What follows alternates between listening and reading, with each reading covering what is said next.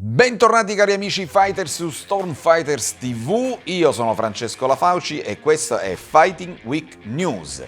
Andiamo subito a vedere le news di questa ultima settimana con il nostro PowerPoint, il nostro classico PowerPoint Fighting Week News episodio 7.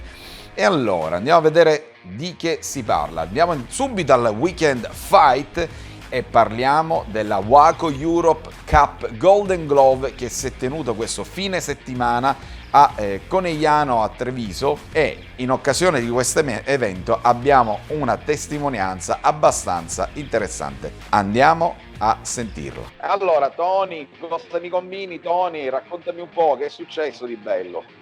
Bene, che è successo? È successo che i ragazzi avevano espresso il desiderio di partecipare al Golden Glove che si tiene ogni anno a Conegliano Veneto. È la Coppa Europa Waco, quella che ha sostituito la vecchia Pasqua del Budo praticamente. Inizialmente dovevo accompagnare i ragazzi, poi visto che c'è la categoria Veterans che è stata elevata fino a 55 anni e io 56 li faccio a giugno prossimo, ho detto perché no, perché non partecipare. L'obiettivo era quello di riuscire a salire sul podio almeno una volta su 3 categorie e invece fortunatamente sono riuscito 2 volte. Ci sono riuscito nel light contact. Quindi hai fatto bronzo nel light e poi nel semi? Ho fatto la meno 74, quindi la mia categoria, dove ho perso in finale con un giovane Giovanni Sciolino, che tu penso conoscerai, titolare della nazionale italiana, pluricampione perché appunto da qualche anno fa parte della nazionale italiana nei Veterans. Quindi devo dire che è stato un bell'incontro, tirato, combattuto.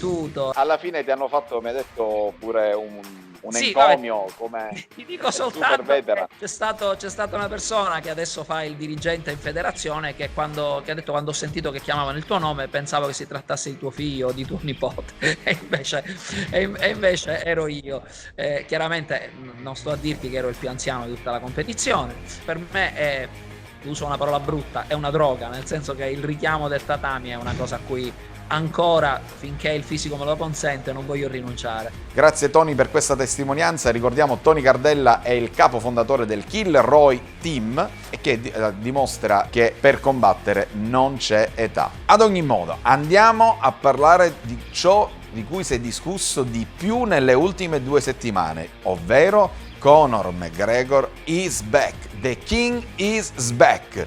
Infatti, come ben sappiamo, questo fine settimana c'è stato il rientro del Notorious Conor McGregor, che in 40 secondi ha letteralmente disintegrato, distrutto Donald Cowboy Cerrone. Ora, su questa vittoria da parte di Conor McGregor si è aperto un dibattito nel web da parte degli appassionati, addetti ai lavori, eccetera. Perché? Perché, diciamo, è successo un po' di tutto. Infatti, come suggerisce il nostro PowerPoint, abbiamo i fans che sono stati infuriati in tweet da tutte le parti. Twitter è stato tempestato di cinguetti, come si suol dire in lingua italiana, dove c'è stata gente che ha voluto rimborsare il biglietto, hanno detto è tutta una farsa, perché in effetti il match, a parte il fatto che è durato veramente in maniera molto rapida, e per carità sappiamo che nell'MMA questo può accadere, ma Svidal ha vinto in 5 secondi quest'inverno, quindi capite bene che un match può durare davvero poco. Anche lo stesso McGregor in passato ha vinto contro Jose Aldo in 17 secondi, conquistando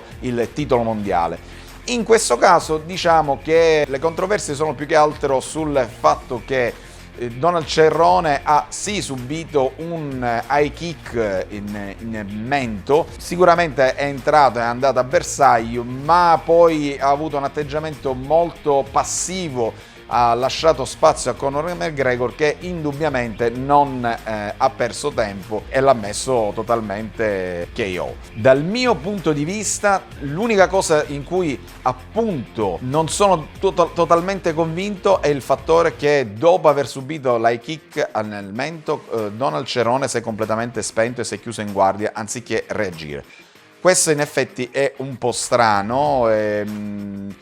Non so, è vero che Donald Cerrone in più di un'occasione negli eventi particolarmente importanti non è stato decisivo, è stato anzi molto e particolarmente passivo.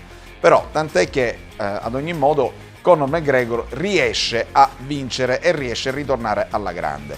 Tra le altre cose c'è da dire che si vocifera tra i vari rumors che il cambiamento di Conor McGregor sia dovuto anche grazie alla presenza del mental coach Tony Robbins, un mental coach, un life coach che ha avuto tra i suoi allievi gente del calibro di Hugh Jackman, Gerard Butler, insomma Kanye West. Un mental coach che ormai già da tanti anni comunque si trova spesso sia negli sport da combattimento, anche ricordo in ambito pokeristico, anzi il mental coach è una figura molto importante per mantenere concentrato l'atleta affinché riesca a focalizzare l'obiettivo e raggiungere appunto lo scopo. E a quanto sembra Conor McGregor ha usufruito di Tony Robbins e devo dire che si è visto, perché comunque ha cambiato il suo modo di approcciarsi all'incontro. Ora, se questo sia dovuto al fatto che il suo avversario era Donald Cerrone, non si sa. Vero è che subito dopo aver vinto e aver preso la parola da parte di Joe Rogan si è dato un pochettino a un paio di commenti e di sfide varie, che andiamo appunto a vedere che tipo di scenari si vanno ad aprire per Conor McGregor. Vediamo un attimino. E allora, ovviamente per McGregor, per il The Notorious, si aprono un'infinità di scenari possibili per i prossimi match. Allora, io andrei su quelli un po' meno probabili, o almeno nell'immediato. 1. Il terzo match contro Diaz. 2. L'incontro contro Masvidal, ma a quanto sembra comunque è più interessato Masvidal a sfidare Conor McGregor che non lo stesso The Notorious. Poi Usman, che è nella categoria 170 libbre, quindi 77 kg, quindi potrebbe anche provare a sfidare il campione del mondo.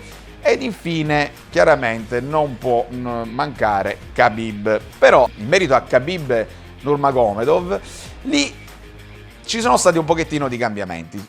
A distanza di qualche giorno, appunto, dalla vittoria di Conor McGregor, sia Khabib che suo padre hanno dichiarato che anziché attendere che Conor McGregor abbia fatto almeno altri 10 incontri, sia salito nel ranking delle classifiche e quant'altro, hanno dato un'apertura a Dana White dicendo: sì, noi siamo interessati, siamo anche disponibili a un'eventuale rivincita contro Conor McGregor, a patto e condizioni che sul piatto della bilancia ci siano appena 100 milioni di dollari, che sicuramente non sono bruscoletti. È pur vero però che in questo caso Khabib Nurmagomedov ha il coltello dalla parte del manico, perché un atleta con tutte queste vittorie e nessuna sconfitta e con un palmarès di questo genere può sicuramente dettar legge.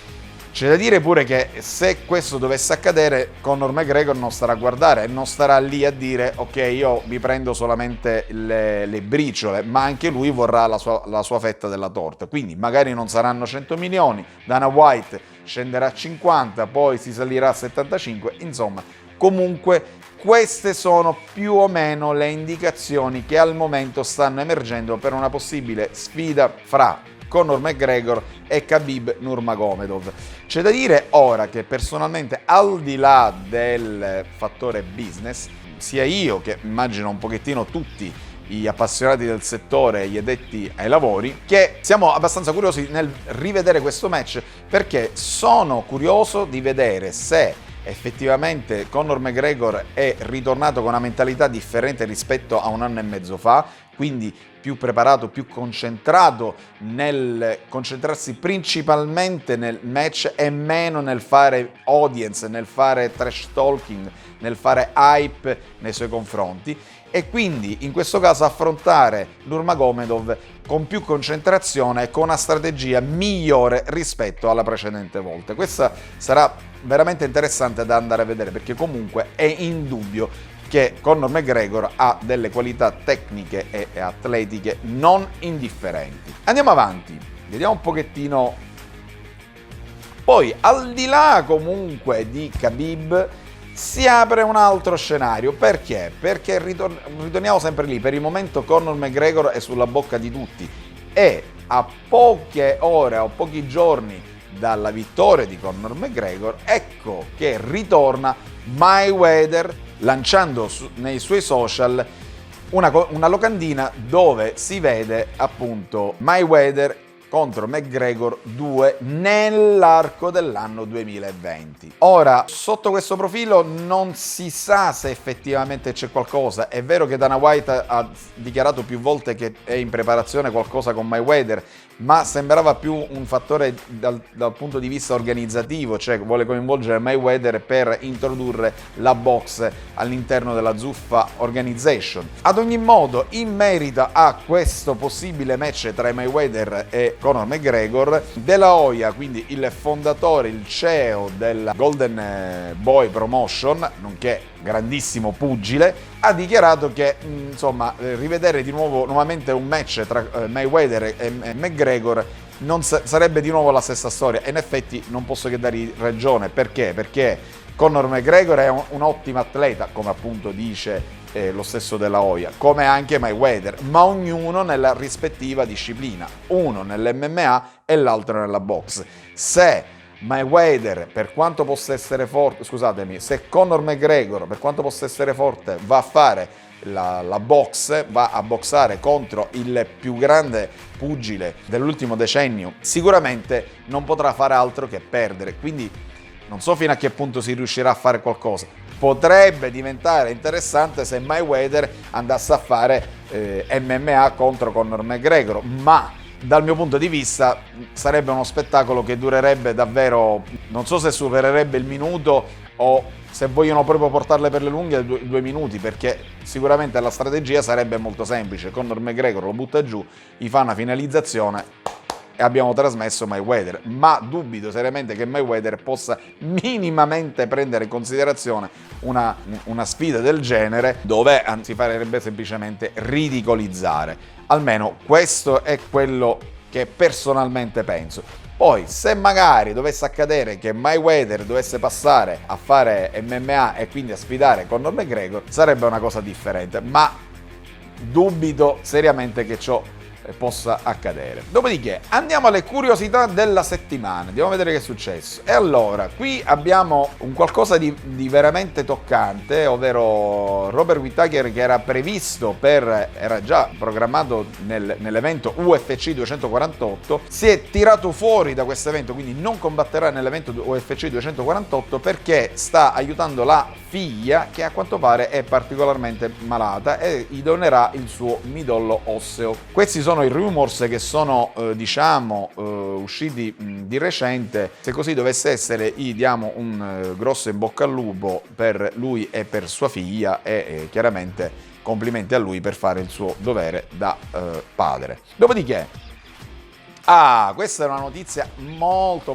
importante, molto interessante. Finalmente le MMA vengono legalizzate in Francia. Ebbene sì, fino adesso in Francia non erano legalizzate le MMA. Gli sport da combattimento vanno davvero molto forte in Francia, ma le MMA ancora non erano state legalizzate. Infatti diciamo che dopo 30 anni più o meno dopo 30 anni dall'uscita dell'MMA, cioè dalla nascita dell'MMA, diciamo che la Francia ha cominciato a capire che è il momento di dare spazio. Ed infatti, dopo che dal 2016 si è creata una commissione di specialisti del settore, di tecnici, psicologi e quant'altro, finalmente sembra che l'MMA da quest'anno, quindi da marzo 2020, quindi fra poco più di un mese, sarà legale poter organizzare degli incontri di MMA in Francia, e a quanto pare andrà sotto la federazione pugilistica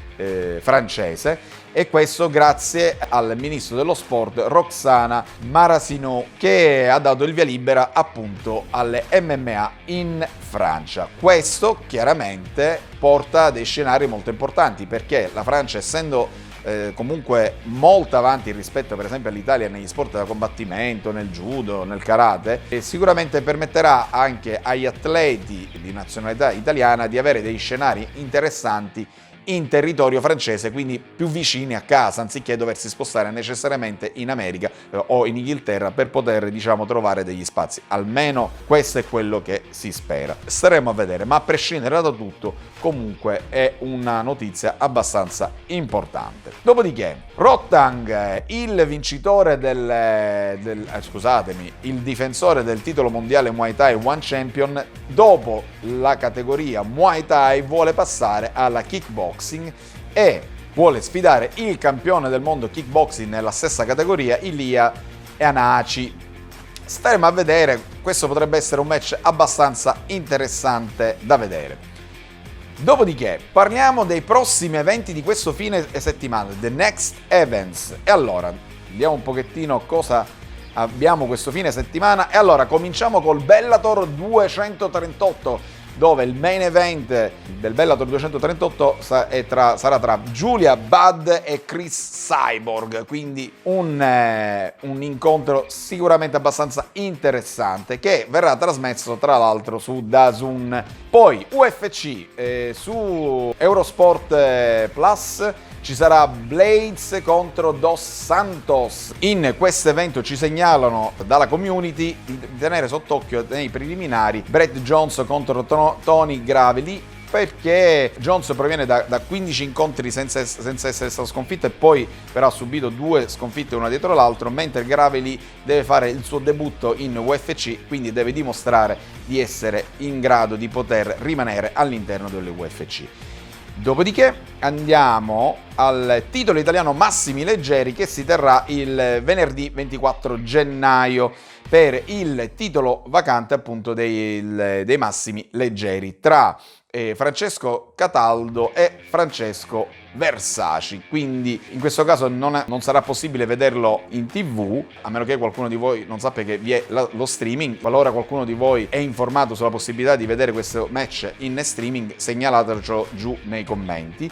Comunque un incontro abbastanza interessante che si terrà su 10 riprese da 3 minuti. Dopodiché Thai Box Mania a Torino, torna nuovamente Thai Box Mania firmato Yokao. Tra i match clou della serata sicuramente da segnalare Senchai contro Shan Cangelosi 2. Questo match si terrà al Pala Ruffini appunto a Torino. Anche lì non è previsto la visione in TV, ma se qualcuno di voi sa dove è possibile vederlo in streaming, segnalatecelo, così ci godremo anche questi incontri. Ed infine in Sicilia ci sarà la WTKA Maratona Marziale 2020 a Trapani, manifestazione organizzata da parte del maestro Cesare Belluardo, che si terrà per l'appunto al Palazzetto dello Sport Pala Cardella. Con questo io ho concluso. Vi ricordo che nel nostro canale YouTube potrete andare a vedere tutte le playlist dei vari atleti che sinora abbiamo realizzato, e qualora avete degli eventi da segnalarci, ricordatevi di mandarci un messaggio direttamente alla nostra pagina Facebook. Detto questo, da Stormfighters TV e Francesco La Fauci è tutto, ci vediamo alla prossima, vamos!